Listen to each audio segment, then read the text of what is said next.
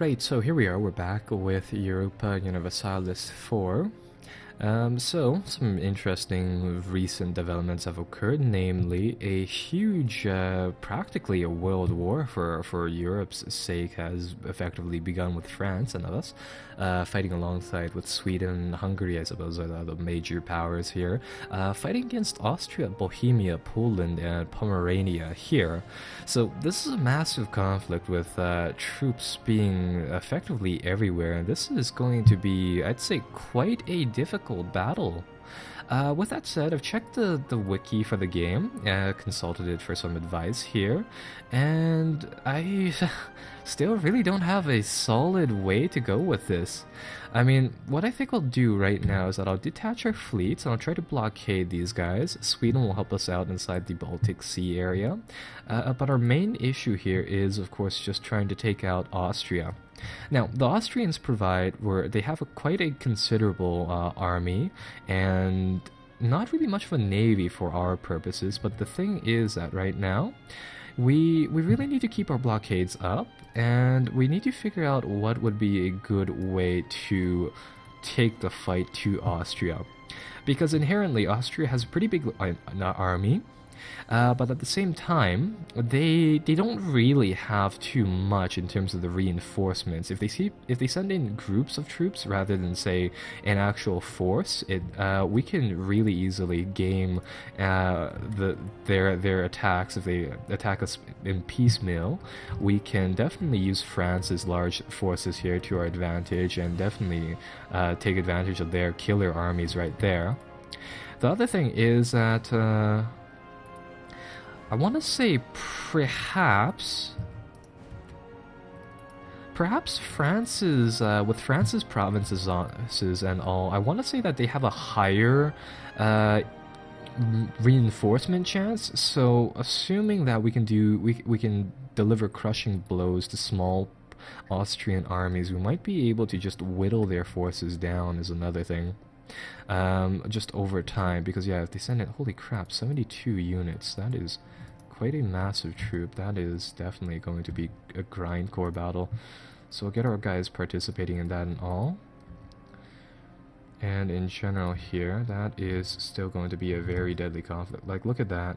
So flat lands, so that is that's definitely trouble. That means that the bigger army has definitely a bigger pool of selections to choose from.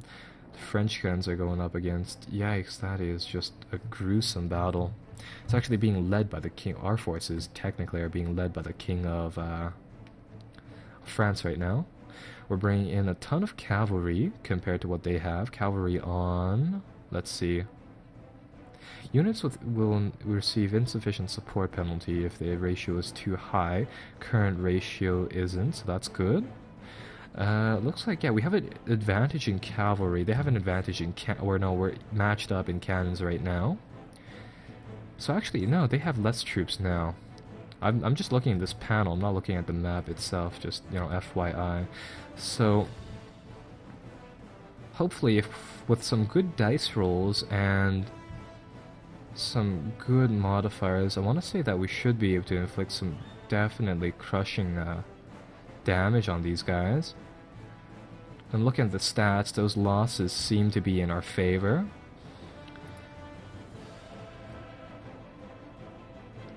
And I really hope this is one of those moments where we can completely annihilate their armies. Let's just take a look at the loss reports in that. The Battle of Limburg there has to be one hell of a historical battle. So Louis the 13th here, de Valois, is 5-star shock rating general. I've yet to see anything higher than that.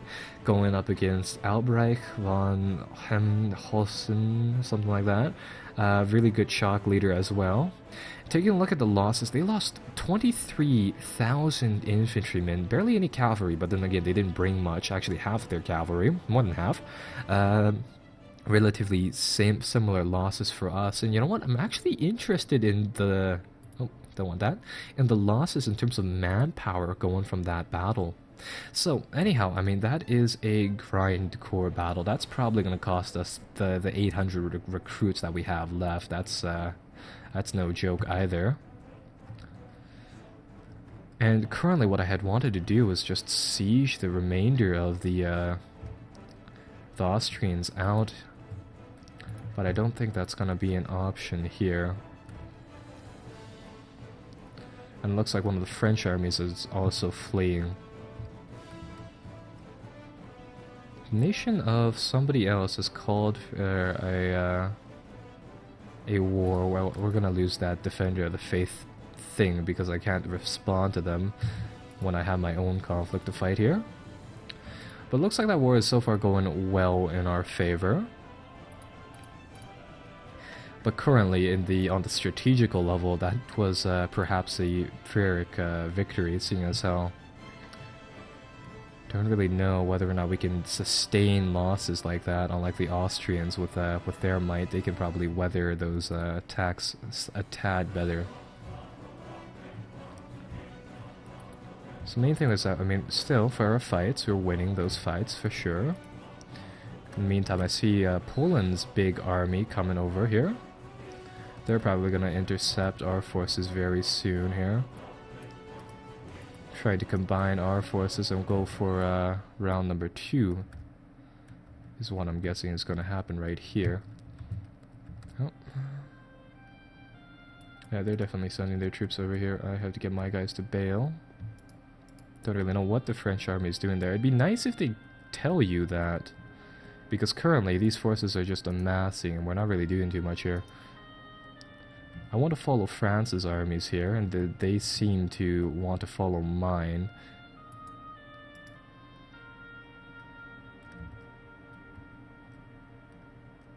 What is going on over here? Yeah, are they going to attack me or not? Because if they do, our French allies are going to come over here, plus they suffer the 2 river crossing penalties. This mixed force of people, of Polish troops, will hopefully dissolve here. Yeah, because we're being led by Louis, yeah, I swear his name was like Louis the 13th, and now it changed, yet he still has, I think, the same stats? That 5 shock? Anyhow, they're bringing in quite a lot of infantry, but I don't see too many cannons, so hopefully we can enact some very hefty damage there. And let's just see. Yeah, they took 20,000 damage in infantry alone, 5,000 cavalry, so half cavalry again. Didn't lose any of the cannons, which is rather unfortunate. But at the same time, it looks like, yeah, that definitely dealt them quite a blow, enough to shift the war score to 22 now. And the one thing that I want here is to just batter them badly enough to reduce their armies to barely any manpower. Currently, every month that this war goes on, I mean, our manpower reserves here look, I'd say, not perhaps good, but not bad as well, seeing as how we are a merchant guild of sorts. We can buy more mercenaries and send them into the fray just willy-nilly as such. But Austria definitely shouldn't be able to pay for something like that. It looks like I think we'll have to rescue the French troops over here.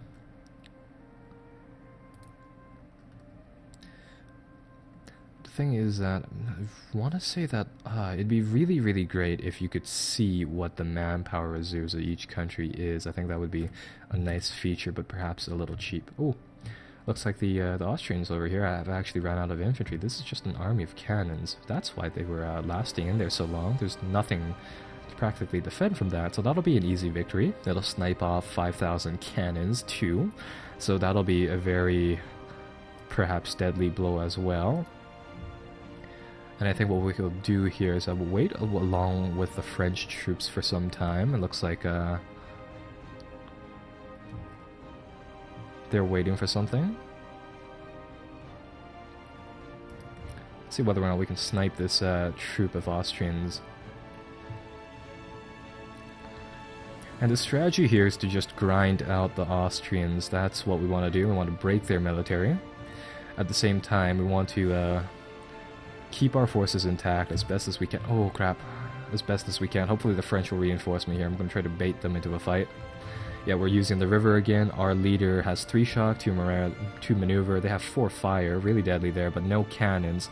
But then again, they don't really have a back line of troops, so hopefully once the French get here, Yeah, that is really going to fill up our lines, and that should hopefully make a few gaps inside the simulated battle lines here, and then give us a flanking bonus for taking them out. And then again, now that we have the French cannons arriving to the battle, we have effectively the back lines here and the frontal lines doing damage. So this should also cut out the Austrians by... There's like 40 people dying on one day during this battle with 10,000 troops involved. It's weird, but I guess it works. And that effectively is another Austrian army drained dry. Let's see, so definitely a lot of prestige being built up here, a lot of war exhaustion on... How are they having less war exhaustion than us? Anyhow, I mean, either way, it's still pretty, some pretty gruesome battles are being fought there. And that is definitely grinding them out. Sweden is keeping Poland occupied right now, so that's also a pretty good thing. And in the meantime, damn, I really want to siege the people up here. Drop a small force to siege. Actually, no, our army needs to go back to Friesland and to reform immediately.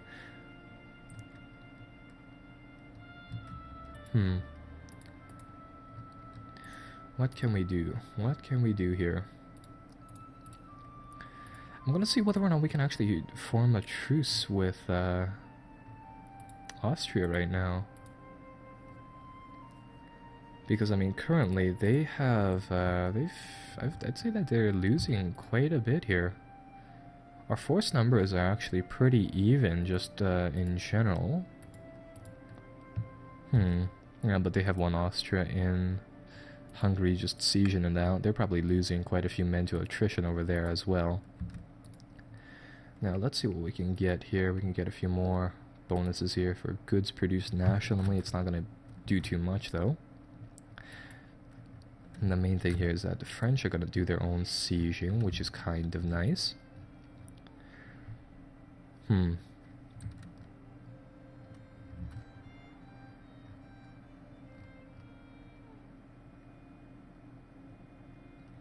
Well, looks like that's heading to our army over here.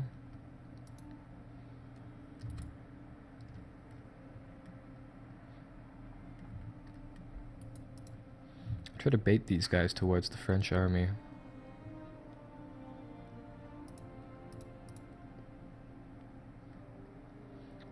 Ooh, this is going to be a pretty bloody attack for us, but hopefully we can get the French in here and destroy this small army entirely.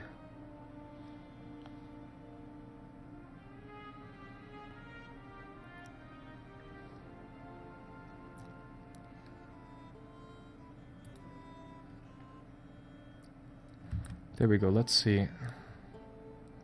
It's not a complete victory, we didn't destroy that army, which is rather unfortunate. But at the same time, it costed them a fair amount of lives here. Damn, it looks like this is really just going to be a stalemate. I mean, for our purposes, our army and manpower reserves will never be enough to break through the Austrian lines. But at the same time, they will never have the troops to beat this alliance.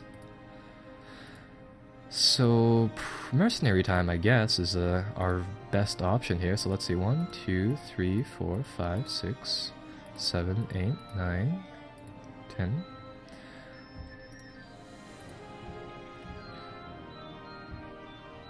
I'm gonna get the mercenary army to swell forwards. I'm gonna see whether or not we can raise war taxes. Yeah, that should be useful. Because at this point, I think both of our nations are practically exhausted. Austria is definitely going to lose quite a few men doing its conquering thing down there if it's not detaching sieges. And right now, these port blockades are doing actually pretty well. Sweden's still landing troops. Oddly enough, the Swedish military is barely anything. They have a lot of ships, though. They're keeping up the blockades, but they're not doing too much. Hopefully they'll land some more troops to help out over there. And Austria is where Austria has gone dark. We can't see what's going on inside there. So that is actually quite troublesome. We're worrying as well. So here's what we'll do. Continue building up this mercenary army. I have a feeling that we can get a few more infantry units like that. Get some cannons going on inside the back as well. and a short bit of